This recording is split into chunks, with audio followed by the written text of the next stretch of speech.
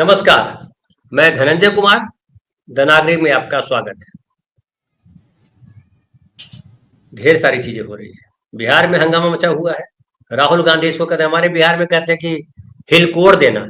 हिलकोड़ देना मतलब होता है कीचड़ पानी मिक्स कर देना, है ना। नहीं तो कीचड़ नीचे है, पानी ऊपर है, ठहरा हुआ पानी है, तो सब कुछ साफ दिखता है कौन सी मछली जा रही है, कीचड़ में क्या क्या है, वो सब दिखाई पड़ता है। और ठहरा हुआ पानी बड़ा खतरनाक होता है। 20 साल से एक तरह से कहिए कि ठहरा हुआ पानी है। राहुल गांधी ने पूरी तरह से हिलकोर दिया है और कीचड़ पानी मिक्स कर दिया है, और एक जैसे लगता है कि एक प्रवाह बना दिया कि भैया अब ठहरा हुआ पानी नहीं होगा, बहेगा, चाहे जिस दिशा में बहे। और जिस दिशा में क्या बहना, नागरिकों की दिशा में बहाना पड़ेगा, क्योंकि ये देश नागरिकों का है। बिहार भी नागरिकों का है, आम आदमी का देश है। आम आदमी की ताकत से चलता है देश। आम आदमी सरकार बनाती है, और वो सरकार आम आदमी को अगर भेड़ समझे, चींटी समझे, कीड़े मकोड़े समझे, तो घटिया सरकार है। सरकार वो जो आम आदमी को मजबूत करे। लोकतंत्र, और भारतीय लोकतंत्र की दुनिया भर में चर्चा इसलिए है कि ये बहुमतवादी लोकतंत्र नहीं है। यहाँ किसी एक व्यक्ति की सत्ता नहीं है, यहाँ सत्ता पूरे नागरिकों की है। नागरिकों का हित, जो सबसे कमजोर आदमी है उसका हित, चाहे किसी धर्म का हो, किसी भाषा का हो, किसी जाति का हो, किसी प्रदेश का हो, किसी लिंग का हो, सबके बराबर मान है। वो अंबानी हो कि अडानी हो कि धनंजय कुमार हो कि कोई और हो, सबके प्रश्न, सारे प्रश्नों के मान बराबर है। सारे नागरिकों की गरिमा का ख्याल रखना सरकार का काम है। दुखद है, दुर्भाग्य की बात है कि सरकारें आमतौर पे नागरिकों की गरिमा का ख्याल नहीं रखती। सरकार में आते ही लोग जो है गुंडे बन जाते हैं, माफिया बन जाते हैं, दादा बन जाते हैं, और अफसरों को मशीन समझ लेते हैं कि अफसर जो है मशीन है। से गाय दूहने का आजकल मशीन आ गई है, वो हाथ से नहीं दूहते हैं गाय, लोग मशीन लगा देते हैं और सारा दूध निचोड़ लेते हैं। तो अफसर जो है उसी भूमिका में है।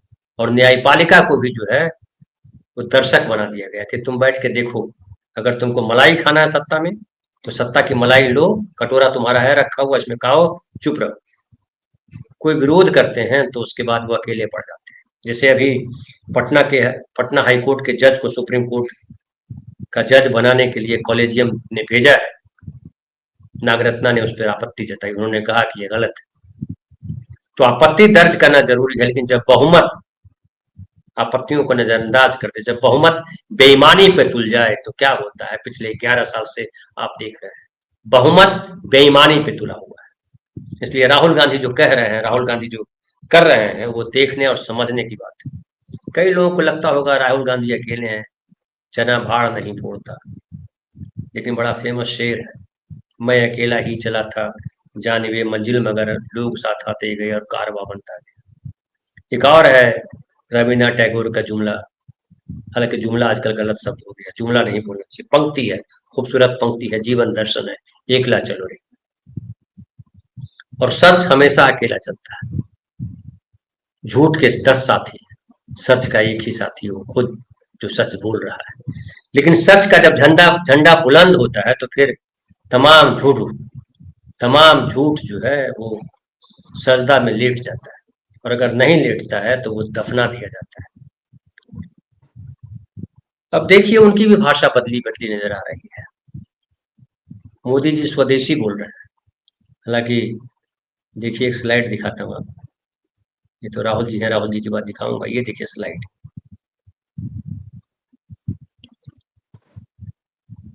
सुप्रिया श्रीनेत है, कांग्रेस की नेता है, वो कह रही हैं कि बी पता नहीं किसका चश्मा है, पढ़ लीजिए आप लोग।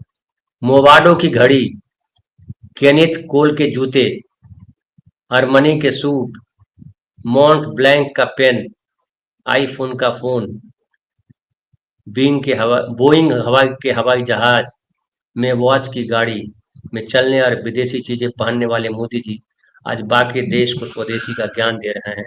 पाखंड की भी हद तो होती है, पाखंड की कोई हद नहीं होती। सारी हदों को जो पार कर जाए उसी को पाखंड कहते हैं। सारी हद को कर जाए। और ये जो स्वदेशी का नारा है। अब स्वदेशी को भी अलग तरीके से देख रहे हैं, लेकिन ये जो स्वदेशी का नारा है वो सुनने में अच्छा लगता है। आरएसएस का एक संगठन हुआ करता था, स्वदेशी जागरण मंच, पता नहीं कहाँ है। अब तो जो है विदेश की चीजें, मोदी जी विदेश में डंका बजा रहा है, देश का डंका भी ठीक नहीं लग रहा है। विदेशी डंका बजाता है, यही भारतीय वहां जाकर के डंका बजाता है तो लगता है डंका बज रहा है। लेकिन डंका जो है जब झूठ का बजे तो फूट जाता है। दूर के ढोल सुहाने, जब नजदीक जाते हैं तो पता चलता है तो बड़ा कर्कश बजा रहा था यार।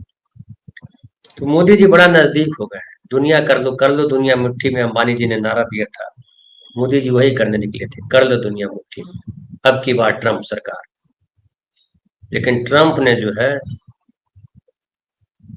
खेल बिगाड़ दिया, और ट्रंप इतनी बार बेइज्जत कर चुके हैं, तरह तरह से बेइज्जत कर रहे हैं, आज भी बेइज्जत किया।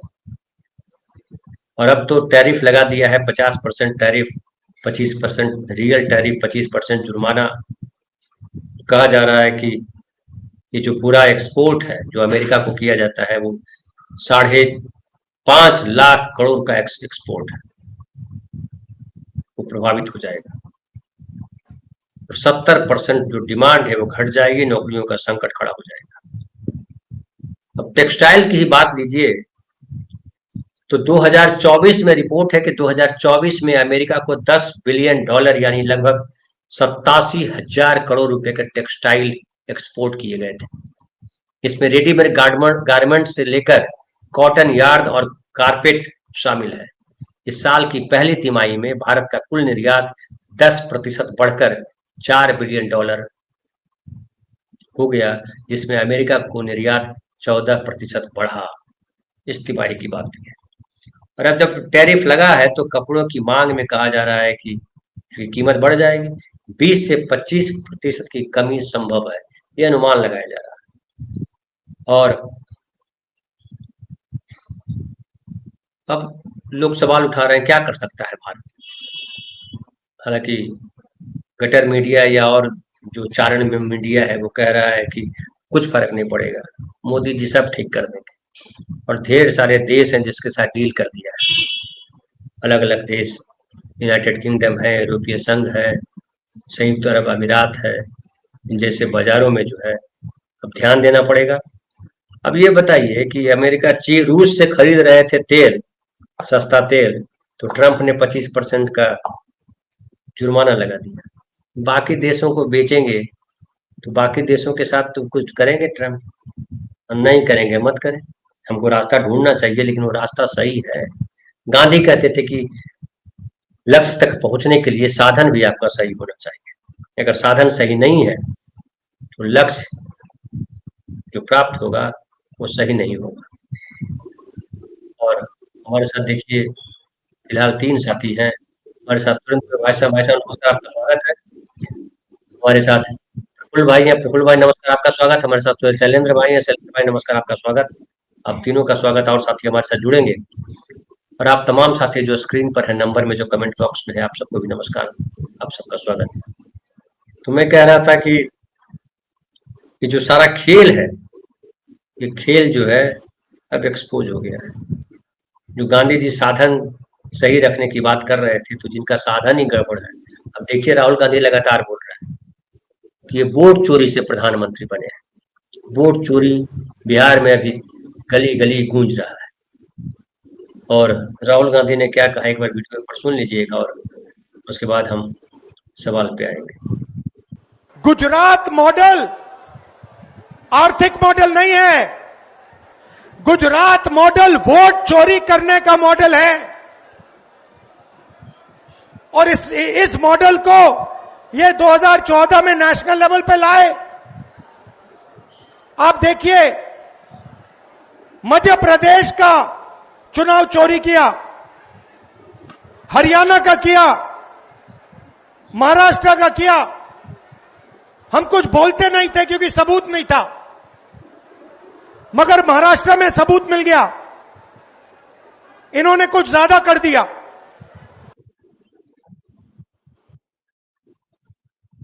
प्रफुल्ल भाई, मैं आपके पास आता हूँ। जी। राहुल गांधी कह रहे हैं कि ये आर्थिक मॉडल नहीं है, आर्थिक मॉडल के तौर पे देश में पेश किया गया। ये जो है वोट चोरी करने का मॉडल है, आर्थिक मॉडल नहीं है, फ्लॉप हो गया आर्थिक मॉडल।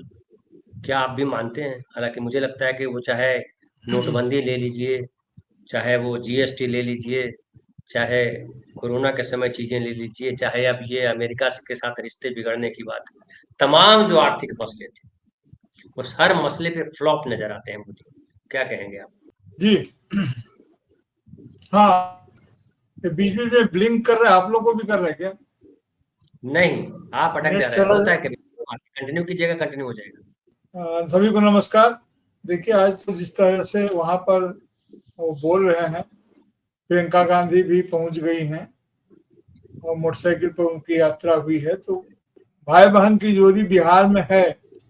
बहुत पहले बिहार में एक गोपाल सिंह नेपाली एक कवि हुआ करते थे, तो उनका एक गीत था, तू चिंगारी बनकर उड़ी, मैं भाई बर्री जाल जाल मैं ज्वाल, जाग जाग मैं ज्वाल बनूं, तू बन जा हराती गंगा, मैं झेलम बेहाल बनूं, आज बसंती झोला झोला तेरा, मैं भी सजलूं लाल बनूं, तू भगनी बन क्रांति करा ली, मैं भाई बिगराल बनूं, यहाँ न कोई राधा रानी वृंदावन बंसी वाला, तू आंगन की ज्योति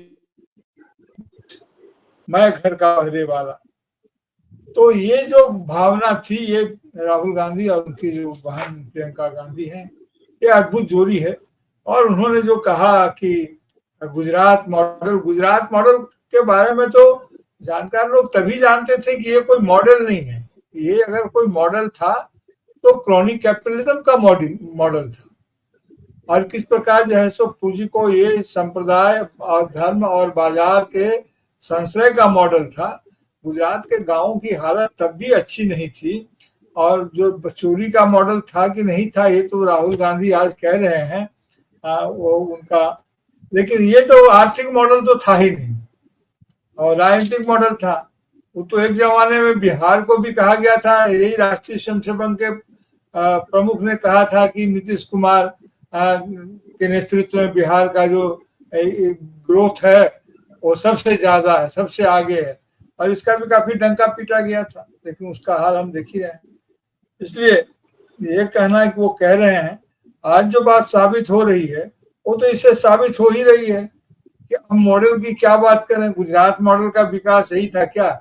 आज तो शायद यह कह रहे हैं, प्रधानमंत्री ने जिस तरह से स्वदेशी का नारा लगाया और उसमें जो ब्लैक मनी और व्हाइट मनी के फर्क को मिटाते हुए वो दिखे कि कुछ नहीं, पैसा कहीं का भी हो, कैसा भी हो, और पसीना हमारा होना चाहिए, जैसी बातें, ऐसी नारा की बात उन्होंने कही। तो अगर गुजरात मॉडल का यही हश्र होना था तो हुआ। तो गुजरात मॉडल जैसा कुछ था नहीं और हो भी नहीं सकता है। पूरे भारत में अलग अलग प्रदेशों की अपनी अलग अलग खासियत है, अलग अलग विशेषताएं हैं, लोगों की रुचियां अलग अलग है। कोई एक प्रदेश या कोई एक जगह पूरे देश का मॉडल कैसे हो सकता है? नहीं हो सकता है। लेकिन इन्होंने कहा और चुनाव में इसको खड़ा किया, तो लोगों ने, उत्तर भारत के लोगों ने इनको मदद किया, और मदद करने के बाद वोट में दिया। वो दौर कुछ और था जिसमें इनको लोगों का समर्थन हासिल हो गया और कई चीजें उसमें मिली जुली थी, इसलिए कोई मॉडल वॉडल नहीं था। अब तो भागवत जी ने भी कहा, मोहन भागवत जो राष्ट्रीय स्वयंसेवक संघ के प्रमुख हैं, उन्होंने भी अभी कह दिया कि संघ किसी भी सहयोगी संगठन का प्रत्यक्ष या अप्रत्यक्ष रूप से नियंत्रण नहीं करता, उसे नियंत्रित नहीं करता है और उसको सलाह नहीं देता है। ये क्या मान लेने वाली बात है? लेकिन अब वो कह रहे हैं तो पूरा मीडिया इसको और उनकी पवित्रता से जोड़ कर देख रहा है। भारतीय जनता पार्टी की स्वास्थ्य और स्वयं ये वो है नहीं उसमें। अभी तो कहते हैं हम किसी से मांगते नहीं, बहुत चोट खाने के बाद हम, यानी कि किसी ने कहा होगा या ऐसा एहसास कराया होगा कि आप भारतीय जनता पार्टी से या शासक समूह से कुछ मांगते हुए दिखते हैं, आपको कुछ चाहिए क्या? इस तरह का कुछ एहसास हुआ होगा राष्ट्रीय स्वयंसेवक संघ के प्रमुख को। पीड़ा के साथ कहा हम किसी से कुछ मांगते नहीं है, इस तरह की बातों का इस्तेमाल आम लोग गांव देहात में करते ही रहते हैं। बूढ़े लोग करते हैं अपने बच्चों के सामने कि हम किसी से कुछ मांगते नहीं हैं। तो ये जो स्थिति है, ये कोई बहुत, अभी आप इंट्रो में कह ही रहे थे कि इन सबों को वहां पर शायद कह रहे थे कि जो मीटिंग हो रही है इनके आरएसएस की, उसमें कुछ लोगों को अपना व्यवस्था, वहां पर सबको भारी मात्रा संख्या में मीटिंग हो रही है और उपराष्ट्रपति चुनाव में शायद कुछ कमाल उसका दिखे उनके मीटिंग का। लेकिन मुझे अंततः यह लगता है कि देखिए, ये मोदी शाह और जो शाह जी का जो खेल है, संघ इसमें अपना और उनका दोनों का बचाव करना चाहता है, ताकि अगर उपराष्ट्रपति के चुनाव में अगर कोई हार हो जाए तो उस हार का श्रेय विपक्षी गठबंधन को न जाए, विपक्षी पार्टी को न जाए, बल्कि आरएसएस के पास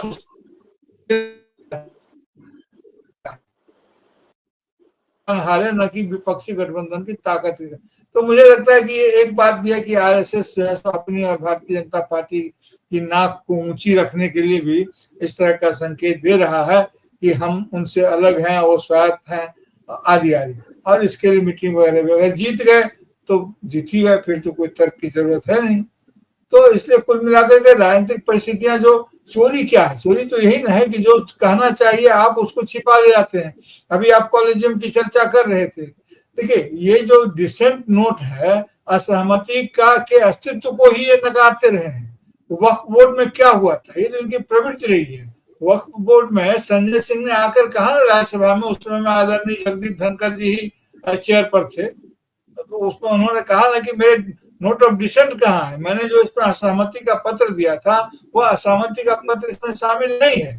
तो असहमति को छिपा ले जाना या असहमति को अनस्तित्व कर देना, उसके अस्तित्व विलुप्त कर देना, ये तो पुरानी आदत है। अभी भी जो कॉलेजियम की नियुक्ति हुई है उसमें जो जस्टिस नागरत्ना की जो डिसेंट की टिप्पणी थी उसके बारे में उसको भी प्रकाशित नहीं किया गया है, जबकि लोकतंत्र में असहमति को भी जानने का हक लोगों को आप कह रहे थे कि जो बहुमत का निर्णय होगा उसे हम सब मानेंगे, लेकिन बहुमत के निर्णय में जो असहमति के स्वर थे उसे हम जानेंगे जरूर।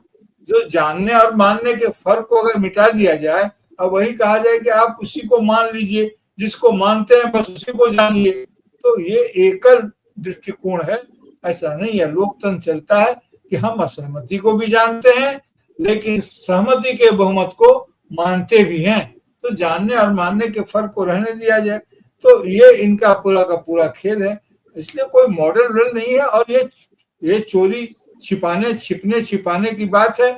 राहुल गांधी जिस शैली में बात कर रहे हैं, उनकी टोन जाहिर है कि वो राजनीतिज्ञ हैं तो उस ढंग से बात कर रहे हैं, लेकिन वो तो यही कह रहे हैं कि न छिपाने दूंगा न छिपने दूंगा।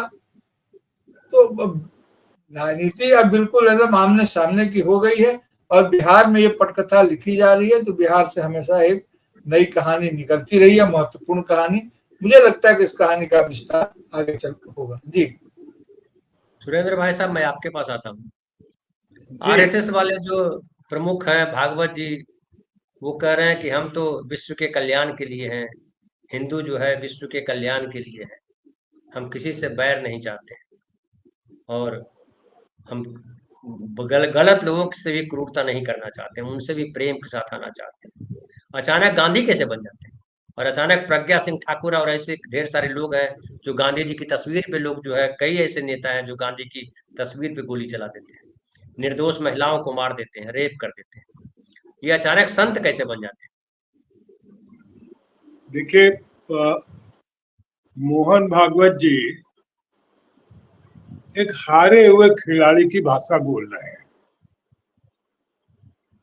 सच क्या है कि आरएसएस अब उनके नियंत्रण में नहीं है। मोदी जी ने 3/4 आरएसएस खरीद रखी,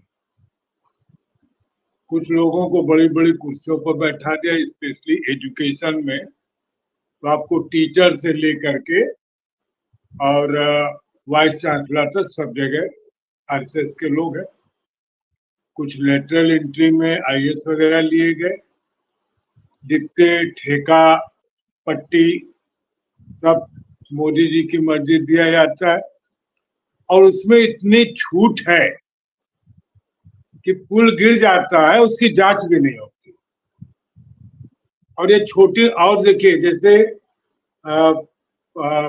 मध्य प्रदेश महाकाल का जो सब बनाया गया था, एक हवा में उड़ गया, आज तक पता नहीं है उसको। हाँ सप्तऋषि। हाँ, आज तक पता नहीं कि वो टूटा, किसने बनाया था, क्या हुआ। मैं अभी एक बार अभी हाल ही में गया हुआ था वाराणसी के बगल में मिर्जापुर, तो वहाँ एक हाईवे की सड़क थी, सीमेंट की थी और बीच बीच पे टूटी हुई थी। तो हमने कहा यार एक शेरशाह सूरी ने सड़क बनाई थी, तो हम लोग जब बचपन में थे तो इतनी मोटी सीमेंट की सड़क थी कि अगर टूट जाती थी, अगर पहली बार तो टूटती नहीं थी, तो उसमें जो गिट्टियां भरती थी वो गिट्टियां छोड़ देती थी। हम कहा यहाँ ये गड्ढे बने हुए हैं, तो वहां के हमको एक नेता ने बताया कि साहब ये 30% की सड़क है। हमने कहा अच्छा 30% कमीशन चल रहा है? बोले नहीं, 30% में बन रहा 70% कमीशन पर है। ये मॉडल इनका है, ये मैंने खुद देखा। और वो सड़क ऐसे थे कि जैसे सीमेंट से पुताई कर दी गई है, हर 15 दिन बाद उसमें कुछ ना कुछ भर के उसको ठीक करना पड़ता है। अभी गुजरात मॉडल की बात हो रही तो मैं गुजरात मॉडल पर एक अपना अनुभव बता देता हूँ। जिस समय ये मोदी जी प्रधानमंत्री पद के प्रत्याशी बन गए थे या बनने वाले थे, तो कुछ गुजरात के पत्रकारों का एक सम्मेलन हुआ लखनऊ में। तो उसमें एक दो पत्रकार हमारे परिचित थे, तो उन्होंने हमको फोन किया कि भैया हम आए हुए हैं, कैसे मुलाकात होगी? तो हमने कहा कै लोग हैं? हमने कहा भाई बाहर से लोग आए हो, आप जानते हैं भाई मैं मेहमान लोगों का बड़ा स्वागत करने वाला आदमी, तो हमने क्लब में कहा तुम लोग 8-10 लोग जितने लोग आ जाना, वही बैठ के हम बात करें। तो हमने पूछा ये क्या है गुजरात मॉडल? गुजरात वो उस समय की बात, तब वो एक जो पत्रकार था उसकी पत्नी वही एक स्कूल में पढ़ाती थी। चल अब क्या बताएं, ठेके पर टीचर है और उनकी शर्तें कि 5 साल अगर लगातार आपकी रिपोर्ट ठीक रहेगी तब हम आपको प्रमोशन देंगे या परमानेंट करेंगे, और वो भी 10-12 हजार की नौकरी थी। हमें उन लोगों ने यही बताया कि पुलिस के भी कुछ पद जो है वो भी ठेके पर है, 5,000 रुपए वाले। और उनकी मानसिकता आपने देखा, जो अग्निवीर कॉन्सेप्ट आया तब उस समय लगा कि यार वो पत्रकार ठीक कह रहे थे कि वहाँ पुलिस वाले होंगे। हमने हालांकि कभी कंफर्म नहीं किया। तो मैंने ये बात अपने एक मुख्यमंत्री जी के मुख्य प्रमुख सचिव को बताई। हमने कहा भाई आपकी बात तो बता दें, हमसे बात होगी तो हम बता देंगे। तो उनका कह रहे भाई सब कहाँ, इन लोगों का कोई इंटरेस्ट नहीं है। और ये जो मॉडल चला इसका सबसे ज्यादा प्रोपोगेट जो है ब्यूरोक्रेट्स ने किया, क्योंकि मोदी जी का जो मॉडल है काम करने का वो अफसरों के जरिए सारा काम करने का है, वो नेता को कुछ नहीं सौंपा। तो ये जो यहाँ के चीफ सेक्रेटरी थे, मैं उनका नाम नहीं लेना चाहूंगा, उनका वैसा क्या बात है दुबई इस आदमी की। पता चला कि अडानी जी आ रहे हैं एयरपोर्ट पर और मोदी जी चीफ सेक्रेटरी कह देते कि जाओ रिसीव करो जाकर, फलाने उद्योगपति आ रहे हैं, प्रिंसिपल सेक्रेटरी है फलाने जाकर उनको रिसीव कर। तो मुझे समझ में आया कि अच्छा ये सब अफसरों के जरिए ऑपरेट करते। अब आपने देखा जैसे हमारे यहाँ उत्तर प्रदेश में अरविंद शर्मा जी हैं, 2 विभाग के मंत्री हैं। एक बिजली विभाग है क्योंकि उसको भी बेचना है, तो एक नगर निगम उनके पास नगर विकास विभाग है, और वो मोदी जी के सेक्रेटरी थे। यही उनकी एक क्वालिफिकेशन है, बाकी उनकी कोई क्षमता भी नहीं, बस खाली इस समय बिजली कैसे बिजली विभाग बेचना है उसका वो मूल्यांकन करा रहे हैं। और खतरनाक स्थिति है कि केंद्र सरकार ने 47,000 करोड़ रुपए पूरे देश का, देखिए ऑपरेट कैसे करते हैं, पूरे देश के बिजली घरों के सुधार उधार के लिए दे रखा है, जिससे से कुछ हजार करोड़ रुपए उत्तर प्रदेश भी आया हुआ। तो आजकल धमा चौकड़ी मची हुई है, ये ट्रांसफार्मर बदलना, ये लाइन बदलना। तो हम लोग रोज अखबार में मैं कम से कम ये कॉलम जरूर पढ़ लेता कि बिजली आज कहाँ बंद रहेगी, क्योंकि वो कुछ ना कुछ करते रहते, भाई पैसा भी खाना है। और उसी को आधार पर ये जो भी जिस कंपनी को देना उसके पहले यहाँ सुधार के बिल्कुल फिट कर देंगे और बिजली के दाम बढ़ाने की भी तैयारी है। और जिस भी कंपनी को दिया जाना है उसको सब टावर्स ट्रांसफार्मर सब नए लगा के देंगे, हुजूर अब आइए, अब आप हमारा शोषण करिए। तो दिस इज गुजरात मॉडल। जो आपने कहा वो काफी महत्वपूर्ण बात है जो वो कह रहे हैं, उसको लोग अलग अलग ढंग से मोहन भागवत को एनालाइज कर रहे हैं। मैं मानता हूं कि वो एक हारे हुए नेता का विधवा विलाप है, क्योंकि उनके कोई सुन नहीं रहा है जी। और अभी तो मोदी जी ने उनको फंसा दिया। ये 70 साल कह रहे हैं और 70 साल मोहन भागवत के पहले हो रहे हैं, मोदी जी के बाद में हो रहे हैं। अब मोहन भागवत इस संकट में है कि मान लो हम झटके में इस्तीफा दे दें, बस 70 साल में छोड़ देना चाहिए, और मोदी न छोड़े तो हम तो गए नौकरी से। ये सब उस मानसिकता से ग्रसित लोग हैं। और बिहार गुजरात मॉडल आपने देखा कि उसका एक नया नमूना आज ही भास्कर अखबार ने छापा है कि कैसे 4,300 करोड़ रुपए 10 ऐसी पार्टियों को चंदे में मिला जिनका कोई नाम नहीं जानता।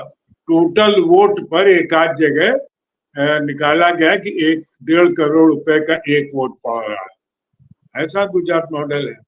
और वैसे ये खेल बहुत पुराना है।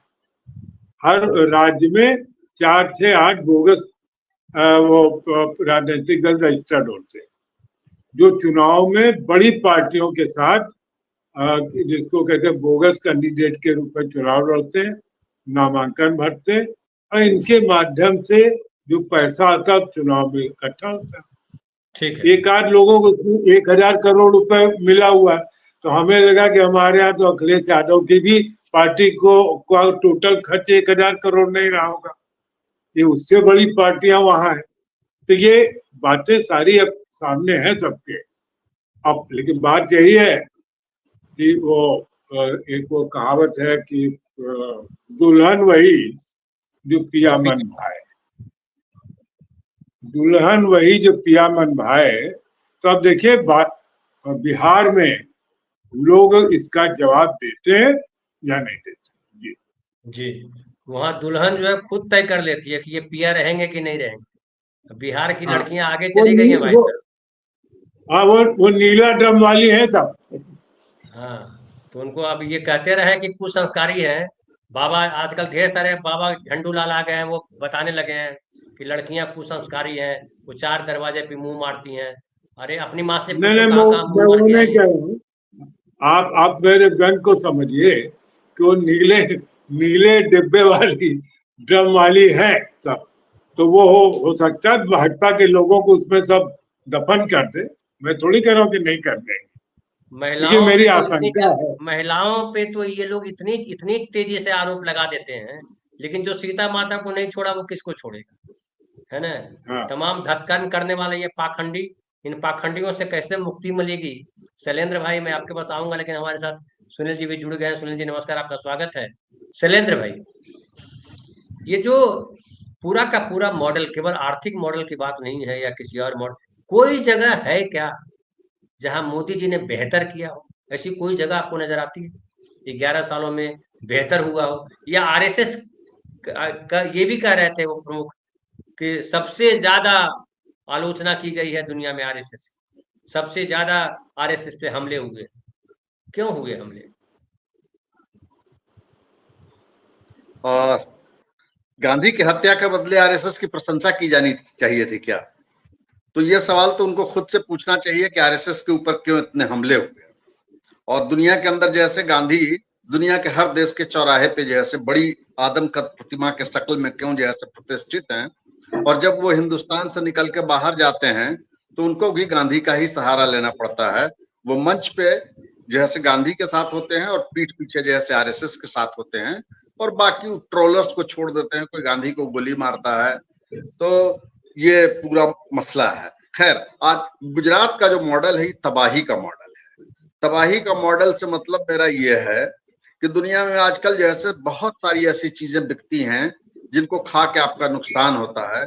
उसमें मैगी आप ले सकते हैं, कुरकुरे आप ले सकते हैं, उसमें पेप्सी ले सकते हैं। इस सब मार्केटिंग का कमाल है और हिंदुस्तान के कॉर्पोरेट सेक्टर ने अपने जैसे कमाल के गर्भ से एक जैसे चीज निकाली, उसका नाम मोदी है और उसने गुजरात मॉडल का सिनोनिमस बना के इसको पूरे हिंदुस्तान के अंदर बेच दिया और पूरा हिंदुस्तान इस गुजरात मॉडल को खरीदने के लिए इच्छुक हो गया और उसी का परिणाम ये निकला कि जैसे मोदी सत्ता में चले आए। लेकिन ये गुजरात का मॉडल है क्या? ये गुजरात का मॉडल जैसे मुंद्रा पोर्ट का मॉडल है, जहां हिंदुस्तान में उतरने वाली सबसे ज्यादा जैसे ड्रग जो है वही उतरती हैं। ये मॉडल जैसे सरकार की जमीनों के लूट का मॉडल है।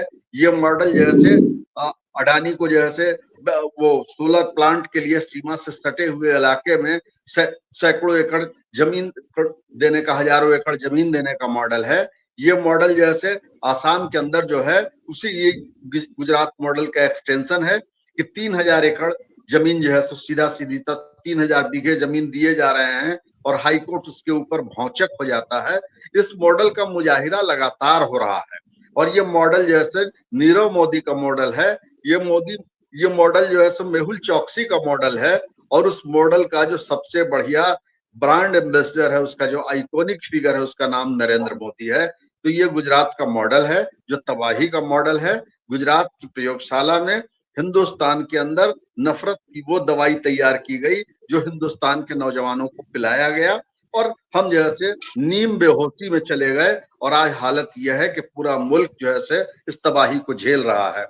असल में आदमी के पास जो ताकत आती है वो नैतिक सत्ता के जोर से आती है। गांधी का सीना बहुत दुबला पतला था, 56 इंच नहीं थे गांधी, लाठी लेके चलते थे, बूढ़ा आदमी था, लेकिन उसकी नैतिक आभा और उसके अंदर ताकत इतनी थी कि वो ब्रिटिश सत्ता के आगे ताकत के साथ खड़ा रहा। तो मोदी के पास उस नैतिक सत्ता का सर्वथा अभाव है, इसीलिए इनको ट्रंप लतिया भी सकता है, ट्रंप इनको गरिया भी सकता है। आप जैसे उसके गले में जबरदस्ती घुस रहे हैं, डोनाल्ड ट्रंप के जैसे बगलगीर होने की कोशिश कर रहे हैं। उसके पहले जबरदस्ती आपने कहा कि माय फ्रेंड ब्राक कह के जैसे अपनी निकटता शो करने की कोशिश कर रहे हैं। विदेश नीति इस तरीके से चलता है जिसमें आप जैसे जोकर की तरह व्यवहार कीजिए और कभी उसको दोस्त बना लीजिए और आप कहिए कि भारत झुकेगा नहीं, भारत ऐसे करेगा। अरे भाई, तुमने ऐसे दोस्त का चयन किया, इसके लिए हिंदुस्तान की जनता से बोलोगे?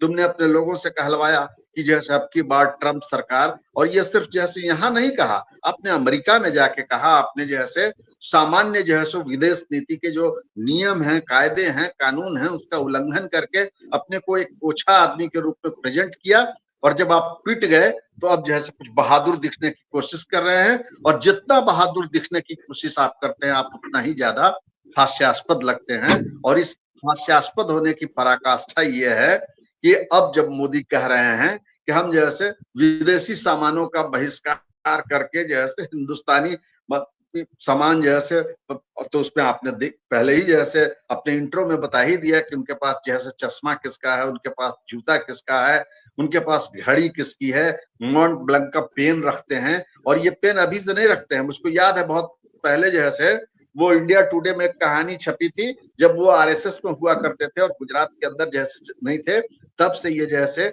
ऐसे पेन के शौकीन हैं। तो मोदी के जिंदगी में जितनी दमित इच्छाएं थी उन सारी दमित इच्छाओं को पूरा करने के लिए 10 लाख का सूट जिसपे नरेंद्र दामोदर दास मोदी लिखा हुआ है, मतलब यह आदमी जो है इतनी तरह की कुंठा और आकांक्षाओं से भरा हुआ आदमी है।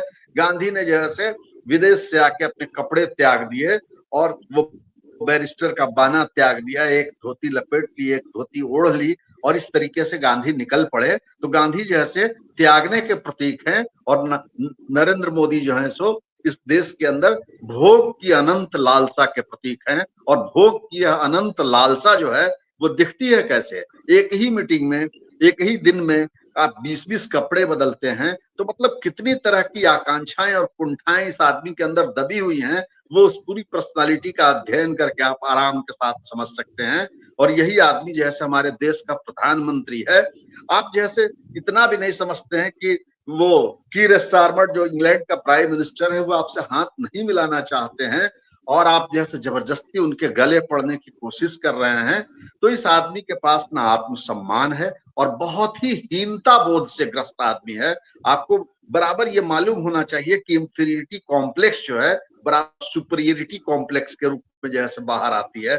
जो जितना हीन भावना से ग्रस्त होगा वो उतना तन के खड़ा होने के, अरे भाई हम किसी को नहीं समझते हैं, हम किसी से नहीं डरते हैं। अरे आपसे किसी ने पूछा कि आप किसी से, ये तो आपका जीवन और व्यवहार बोलेगा कि आप किसी से डरते हैं कि नहीं। पूरी दुनिया ने देखा कि आपकी कमर कैसे झुकी हुई है, और ये हम लोगों के लिए बड़ा शर्मनाक पल था कि हिंदुस्तान का प्रधानमंत्री जो है दुनिया के इंपीरियलिस्ट फोर्सेज के आगे दीनहीन चाकर की मुद्रा में हाथ बांधे हुए खड़ा रहा और अपने घर के अंदर एरोगेंस की भाषा बोलता रहा। तो ये गुजरात का जो पूरा मॉडल है ये फेक मॉडल है। और एक साथी ने बड़ा अच्छा कहा उस आपके कमेंट बॉक्स में जो आया कि 5-6 जिलों को छोड़ दीजिए तो सूडान का मॉडल जैसे गुजरात का मॉडल है। तो गुजरात का मॉडल यही है, ह्यूमन डेवलपमेंट इंडेक्स में वो कहीं नहीं ठहरते हैं।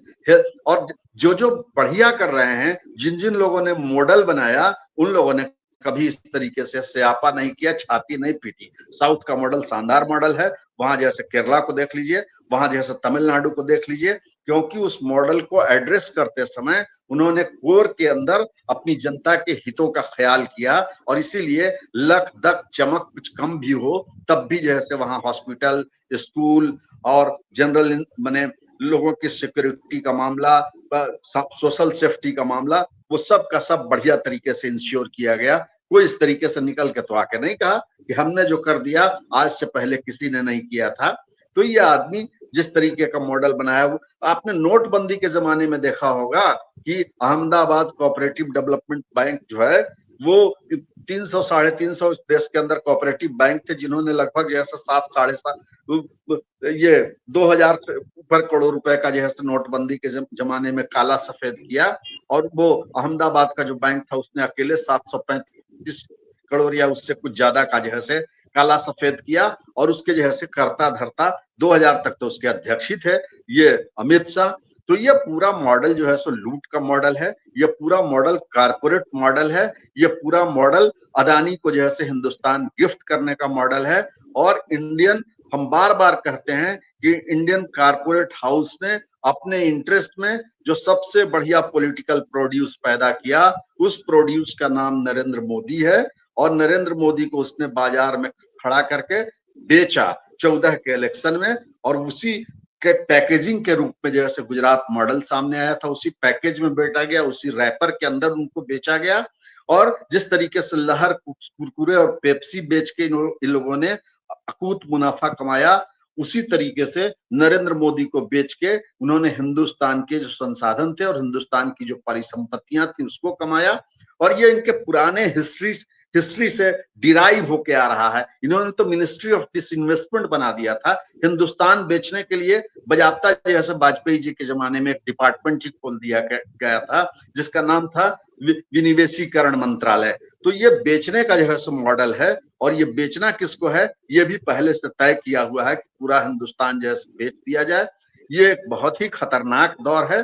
और इस खतरनाक दौर में हमारा प्रधानमंत्री जो है मतलब एजेंट के रूप में दिखाई पड़ता है इंडियन कारपोरेट हाउस का, और वो भी समूचे कारपोरेट हाउस का नहीं। और उसके इनर कॉन्ट्रडिक्शन का रिफ्लेक्शन बीच बीच में होता रहता है। आरएसएस की बात रही तो आरएसएस का झंडे वाला ना ऑफिस जो है सो 5 स्टार होटल में बदल गया। और दुबे जी ने आपको बता ही दिया कि किस तरीके से आरएसएस के लोग जैसे बड़े पैमाने पे लाभार्थी हुए। तो आरएसएस जैसे सत्ता के कीचड़ में मतलब डूबा हुआ है। ठीक है कि पॉलिटिकली हम आरएसएस को इंडोर्स नहीं करते हैं, हम उसके खिलाफ, उसकी विचारधारा के खिलाफ हैं। लेकिन एक बात तो था कि एक मिशनरी जील जो आता है उस मिशन के लिए थोड़ा बहुत जैसे कष्ट सहना पड़ता है। तो कष्ट सहने की इनकी आदत को भी जैसे नरेंद्र मोदी ले डूबे हैं। इसीलिए आरएसएस के पास जो थोड़ी बहुत ताकत थी वो ताकत भी जैसे नरेंद्र मोदी के कीचड़ में डूब गई है। लेकिन बार बार मैं एक कौशन के साथ अपनी बात खत्म करना चाहता हूं, वो ये है कि आरएसएस और नरेंद्र मोदी के बीच चाहे जितनी लड़ाई हो जाए, कृपया इसको याद रखें कि आरएसएस और नरेंद्र मोदी एक ही हैं। और ये लड़ाई जो है सो सत्ता पर कब्जे की लड़ाई है। इस लड़ाई में हिंदुस्तान की जनता के लिए कुछ नहीं है। हिंदुस्तान के लिए, जनता के लिए सिर्फ इतना अपॉर्चुनिटी होता है कि कभी कभी दुश्मन लड़ते हैं कि हम जैसे राजा बनेंगे कि तुम राजा बनोगे, तो जनता को सांस लेने की मोहलत मिल जाती है। लेकिन कुल मिला के ये एक ही तरह के लोग हैं। तो मोटा मोटी तौर पे इस पूरी प्रक्रिया पे जैसे हम यही कमेंट कर रहे हैं, और वो नए नए जैसे दृश्य भी आते हैं और नए नए बिंब विसर्जित होते हैं। मोटरसाइकिल पे बैठे हुए राहुल गांधी और उसके पीछे बैठी हुई प्रियंका, ये एक नया विजुअल है, और ये नया विजुअल बहुत दिन से दिखाई नहीं पड़ रहा था। तो नए विजुअल्स भी आ रहे हैं, नई पॉलिटिकल फिलॉसफी भी आ रही है, और नए किस्म की पॉलिटिकल समझ भी आ रही है, और एक नया किस्म का पॉलिटिकल फ्यूजन भी है। इस फ्यूजन का कंटेंट ये है कि एक मध्यम मार्गी सरकार टिल्टेड टुवर्ड लेफ्ट, ताकि जैसे वो अपने पब्लिक सेक्टर की हिफाजत कर सके और कुल मिला के सोशल सिक्योरिटी को डिफेंड कर सके। इसके इर्द गिर्द होने वाला जो मोबिलाइजेशन है, इस मोबिलाइजेशन का नाम इंडिया गठबंधन है, जिसमें हम फेडरलिज्म को प्रमोट करेंगे, जिसमें हम जैसे केंद्र के एरोगेंस को काउंटर करेंगे, और कुल मिला के लोकतंत्र में आस्था रखते हुए क्रोनी कैपिटलिज्म को डिफीट करके एक लोक कल्याणकारी राज्य की अवधारणा, जिसको हाल के वर्षों में विदा कर दिया गया था, हम उस लोक कल्याणकारी राज्य की अवधारणा को रिटेन करेंगे। लड़ाई एसआईआर के खिलाफ दिखाई पड़ता है, और 4300 करोड़ वाला हमारे दोस्तों ने जिक्र कर दिया, उसको दोहराने से समय खराब होगा। तो उसमें देख लीजिए कि किस तरीके से, और चुनाव आयोग इसमें कुछ बोल नहीं रहा है। तो और राहुल गांधी ने ठीक कमेंट कर दिया है, किसके लिए भी आपको एफिडेविट चाहिए क्या? तो यही है कुल मिला के अभी के हमारे समय का जो पॉलिटिकल कंटेंट है, वो लगभग यही है। ये चंदा कौन देता है इतना पैसा, ये तो मुझे भी नहीं समझ में आ रहा। और ये चंदा हजारों करोड़ रुपए क्यों देगा किसी एक को 1043 करोड़ रुपया दिया है, क्यों देते हैं पैसा? हमें लगता है इसमें कुछ गड़बड़ी। सुनील जी, इस पर भी जरा बोलिएगा। और क्या आपको लगता है कि मोदी जी का सारा खेल जो है वो बिगड़ चुका है, हर तरफ फंस गए हैं? हमारे यहाँ कहावत है, थोड़ा सा अश्लील हो जाता है इसलिए मैं नहीं बोलता, लेकिन ऐसा लग रहा है कि राहुल गांधी ने हर तरफ से जो है कोड़ दिया है, सारी दीवारें तोड़ दी, जनता के सामने रख दिया है कि भैया देखो, फिर भी अगर ये पसंद है तो माथे पे बिठा के रखो, हमको क्या टेंशन। धन्यवाद रंजय जी। दरअसल किसी भी राजनेता की ताकत उसको मिल रहा जन समर्थन होता है। जनता उसके पीछे खड़ी है, सबसे बड़ा नेता। जवाहरलाल नेहरू, इंदिरा गांधी, चंद्रशेखर जी, चाहे जिस किसी प्रधानमंत्री का आप नाम ले लीजिए, लोकप्रियता के चरम पर थे। लोग मानते थे कि बड़े बहुत पूरी जनता उनको पसंद करती है। मोदी जी के बारे में धारणा यही रही है कि एक लोकप्रिय नागरिक, हाँ ठीक है, हम और आप विरोध करते हैं, हमारे आपकी तरह तमाम लोग हैं जो उनके विरोध में है, लेकिन एक बड़ा वर्ग माना जाता था कि उनके साथ खड़ा है। राहुल गांधी ने इस पूरे तिलिस्म को तोड़ दिया, और केवल बयानबाजी से नहीं तोड़ा है, तथ्यों को सामने रखा। उन्होंने महाराष्ट्र का उदाहरण दिया कि विधानसभा के चुनाव में जो गठबंधन था वहां पे, महाविकास अघाड़ी, वो महाविकास अघाड़ी को लोकसभा के चुनाव में व्यापक जन समर्थन मिला। आंकड़ा दे रहे हैं, वो आंकड़े से हम भी परिचित हैं। उनका ये कहना है कि यही महाविकास अघाड़ी विधानसभा के चुनाव में उतना ही वोट पाती है जितना उसको लोकसभा के चुनाव में मिला था। उसका वोट प्रतिशत कम नहीं हुआ, लेकिन जो बढ़ाए गए 1 करोड़ मतदाता थे, उनके बोते महायुति का वोट बढ़ गया और महायुति जीत गई। तो ये सवाल पैदा किया राहुल गांधी ने कि आखिर ये जो बढ़ा हुआ मत था महाराष्ट्र का, वो किनका था, ये कौन मतदाता थे, कहां से आए थे? और उसके बाद उनका ये कहना है कि इसकी सूची निर्वाचन आयोग नहीं दे रहा है, मशीन रिडेबल सूची नहीं दे रहा है कि हम उसको आसानी से उसका विश्लेषण कर लें। तो क्या आपके मन में संदेह नहीं पैदा होगा? इस बात को लेकर के लोगों में जिज्ञासा नहीं होगी कि आखिर ये कैसे हो गया? उनका ये कहना है कि उन्होंने बंगलोर दक्षिणी लोकसभा क्षेत्र के एक विधानसभा सेगमेंट का उदाहरण दिया, महादेवपुरम का, और उन्होंने बताया कि किस तरीके से वहां लाखों की संख्या में मतदाता बढ़ गए। परिणाम क्या हुआ कि सभी विधानसभा क्षेत्रों में हारने वाली भारतीय जनता पार्टी केवल उस विधानसभा क्षेत्र में पाए हुए मतों से चुनाव जीत गई। तो क्या आपको मेरा संदेह नहीं? और जो ये आरोप लगा रहे हैं राहुल गांधी, इसका जवाब कोई नहीं दे रहा। निर्वाचन आयोग भी इस पे मौन है। मतदाता सूची में हेराफेरी करने के जो उनके आरोप लगाए गए, उस पे वो मौन है, कुछ भी नहीं बात करता। अब पीछे जब बैठ करके आप जाइए, आपकी आवाज नहीं आ रही है सुनील जी, वो आरोप नहीं है, वो तो नंगा सच है। हर ये तो मैं पत्रकार हर बूथ बता रहा है कि देखो कितना घटिया एसआईआर तुम्हारा, नहीं फ्रॉड यही है। बात, जैसे आरएसएस वाले बोलते रहते हैं, प्रवचन देते हैं, बाकी नफरत फैलाते हैं, मोहब्बत की भाषा बोल रहे हैं और बाकी नफरत फैलाते हैं। वैसे ही चुनाव आयोग का सेम कैरेक्टर। तो ये पूरा का पूरा जो पाखंड था वो खुल गया ना। आप जैसे कह रहे हैं कि ये तो सच है, आप बिहार में इसमें बैठे हुए हैं, महाराष्ट्र से निकल करके आपको एहसास हो रहा है कि जहां जा रहे हैं वहां लोग मिल रहे हैं आपको जिनके नाम आता था सूची से कट गए। मैं अपने कई मित्रों को जानता हूं जिन्होंने पिछले कई चुनाव में वोट डाला, उनका नाम कट गया। अब अगर आप लोगों के मन में जिज्ञासा क्यों हुई, आप तो मान लीजिए कि वहां जाकर के आप इसका एहसास कर रहे हैं। देश के दूसरे हिस्सों में जहां पर लोग अभी केवल राहुल गांधी के आरोप से वाकिफ हो रहे हैं, उनके मन में भी संशय क्यों हो रहा है कि आखिर निर्वाचन आयोग को नियुक्तियों को पूरी तरह से सरकार के नियंत्रण में क्यों रखा गया। ये बड़ा सवाल पैदा होता है।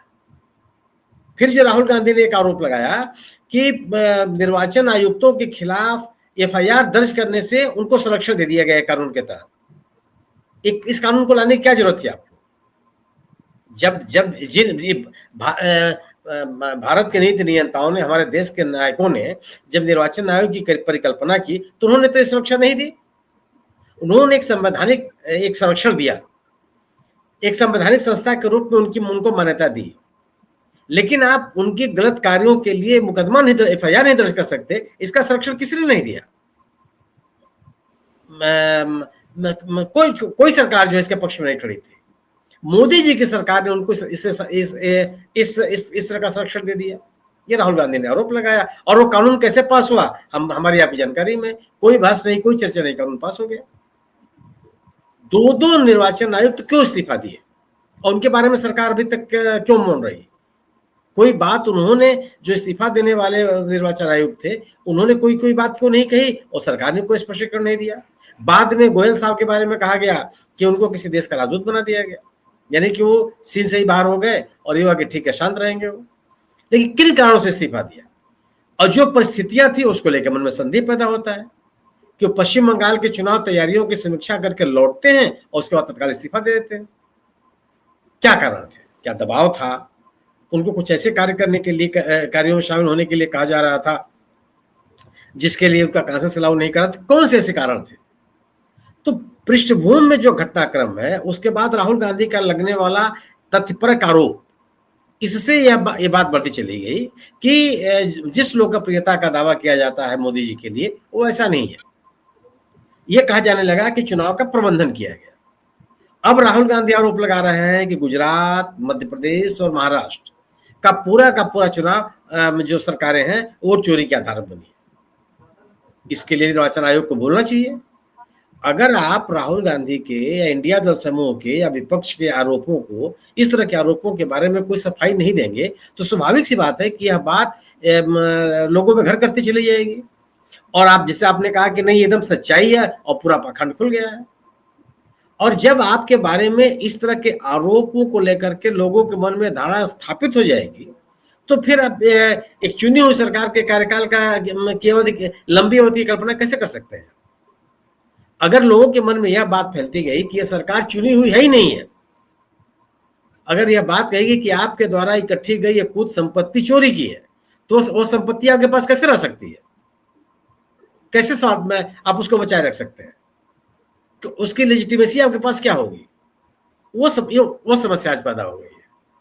आखिर ये जो बिहार में जो घटनाक्रम चल रहा है वो क्यों है? आखिर ये कौन से लोग हैं जो बिहार में सड़कों पर निकल रहे हैं और स्टालिन को भी सुनने चले आ रहे हैं? स्टालिन को न हिंदी आती है और न संस्कृत आती है। वो तमिल में भाषण करते हैं, अंग्रेजी में भाषण करते हैं। अंग्रेजी का भाषण बिहार में समझने वालों की संख्या कितनी है? लेकिन उनको भी सुने लोग बड़ी संख्या में आ गए। और स्टालिन के बारे में तरह तरह की बात कही गई बातें बीजेपी के द्वारा उसको लोगों ने स्वीकार कर दिया।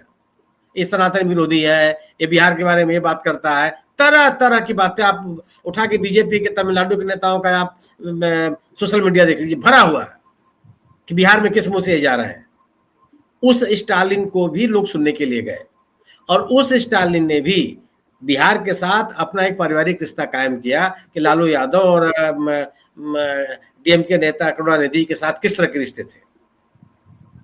सवाल इस बात का है कि अगर जो सवाल उठाए जा रहे हैं उन सवालों को किसी दूसरे नैरेटिव के साथ आप कमजोर करने की कोशिश करेंगे तो लोग नहीं स्वीकार करेंगे। आज बड़ा सवाल ये है, और बिहार का सवाल केवल ये नहीं रह गया कि मतदाता सूची में हमारा नाम रहेगा कि नहीं रहेगा। बड़ा सवाल यह है कि आप मताधिकार को छीन रहे हैं, हमारे लोकतांत्रिक अधिकार को छीन रहे हैं, हमको अनाम स्थिति में हमारे ही राज्य में आप रखने के लिए आमादा है। ये बड़ा सवाल है। ये जिसको आप प्राइड की बात करते हैं बार बार, वो ये प्राइड का सवाल है। और दूसरा सवाल ये हो गया कि अगर हम मतदाता सूची में नहीं रहेंगे तो क्या सरकार के द्वारा संचालित योजनाओं का, कार्यक्रमों का, आर्थिक सहयोग का लाभ मुझे मिल पाएगा? क्या हम उस सरकार के चुनाव में भागीदार हो पाएंगे जो सरकार चुनी हुई कही जाती है? अब दूसरा सवाल हुआ कि ये लोग कौन से लोग हैं जिनको आपने मतदाता सूची से बाहर किया? सबसे बड़ी संख्या में महिला है। महिलाओं के बारे में, हालांकि ये वो महिलाएं नहीं है जो नीतीश कुमार के समर्थक बताई जाती है, ये 2003 के बाद की महिला है। ललेंदर मोदी वाली महिलाएं हैं, वो जो आपने कल दिखा दिया था उनको, ललेंदर मोदी, वो 2003 के बाद की महिला है जिनके सामने बड़े सवाल है। उन्होंने भी गवर्नेंस की बात की, लेकिन 2003 से लेकर के 2025 तक 22 वर्षों में 2 दशक से उन्होंने गवर्नेंस को देखा ही नहीं। अब आप इनको लालू यादव के नाम पर जो आप जंगल राज की परिभाषा बताते रहते हैं, उससे आप उनके ध्यान को भटका नहीं सकते हैं, संभव नहीं है वो, क्योंकि वो आपका जंगल राज देख रहे हैं जिसमें पट्टा में हत्याएं हो जाती हैं, कुछ नहीं होता, लूट ली जाती हैं, कुछ नहीं होता, सड़कें गिर जाती हैं, कुछ नहीं होता, पुल गिर जाते हैं, कुछ नहीं होता, सड़कें बह जाती हैं, कुछ नहीं होता, बड़े बड़े इंजीनियर्स के यहाँ हम छापा पड़ते हैं, करोड़ों करोड़ रुपए उनके यहाँ से बरामद होता है, कोई उसकी जिम्मेदारी लेने के लिए तैयार नहीं है। कोई यह भी नहीं कहता कि इनकी जांच कीजिए, व्यापक जांच कीजिए, जिस मंत्री के साथ इन्होंने काम किया उसके बारे में जांच कीजिए, जिन जिन ठेकेदारों ने इनके साथ काम किया है उसकी भी जांच कीजिए, एक एसआईटी बना दी जानी चाहिए। कोई बात नहीं करता इसकी। तो भ्रष्टाचार और जंगल राज के मुद्दे को जो आप लालू यादव के साथ जोड़ने का प्रयास कर रहे थे, वह इन 65 लाख लोगों को अपील नहीं करते, क्योंकि वो आपका जंगल राज देख रहे हैं। और यही आपकी चिंता है कि आप अगर ये मतदाता सूची में रहेंगे तो ये 12 साढ़े 12 हजार का जो अंतर है वो 25 लाख का अंतर हो जाएगा इंडिया और इंडिया के बीच में। कहीं आपको जगह नहीं मिलेगी भागने की। चिंता ही है, और इसी को लेकर के लोग पूरे के पूरे बिहार में मुद्दे लेते हैं। और यही वजह है कि जो इस मुद्दे को लेकर, इस मुद्दे को कमजोर करने के लिए भारतीय जनता पार्टी जितने नैरेटिव बना रही है वो चल नहीं पा रहा है। क्यों? तथ्यपरक नहीं है।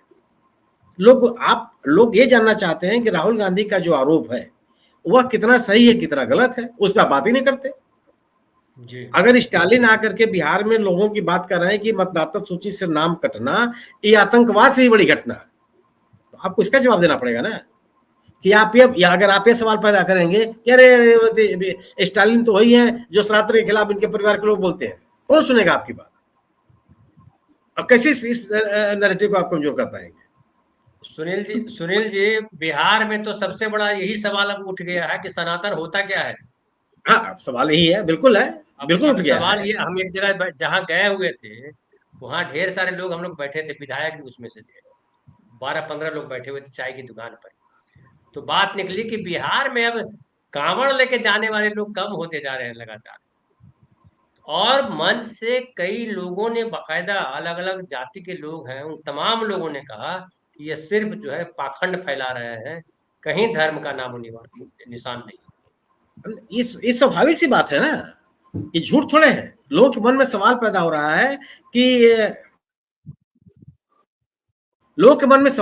रहा है कि आखिर इन कांवड़ यात्राओं में पिछड़े वर्ग के लोग क्यों हैं? बड़े परिवार के ठाकुर साहब, बड़े परिवार के पंडित जी, बड़े परिवार के भूमिहार जी, बड़े परिवार के कायस्थ जी, उनके परिवार के बच्चे क्यों नहीं है? नेता विधायक सांसद के परिवारों के लोग क्यों नहीं है? ये विमर्श में बातें आ गई हैं। आप अपने पॉलिटिकल नैरेटिव के लिए लोगों को सड़क पर क्यों उतार रहे हैं? जिसकी आस्था होगी जाएगा। हम बचपन से सुनते चले आते हैं कि बाबा धाम लोग कांवड़ यात्रा में जाते रहे हैं और हाथों हाथ लोग स्थानीय लोग उनकी मदद करते थे।